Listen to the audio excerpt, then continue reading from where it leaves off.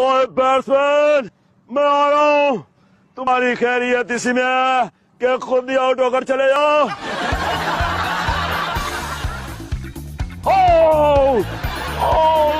Empire साहब, आप उंगली क्यों नहीं खड़ी कर रहे?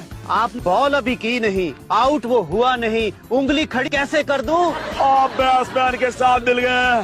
ये बैटिंग करते ही बैट को साथ मिला के सारी दुनिया जानती है। मेरे पास सबूत है। अगर मैं ये बॉल खिला देता तो इस खिलाड़ी ने आउट हो जाना था। आप उंगली खड़ी करें, अब दाली नहीं हो सकती।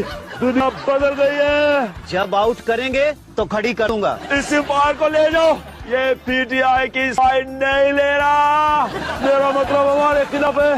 आजाद आना empire. Watch every day, Nikki Jigal, only on Zigzag News. We make it special.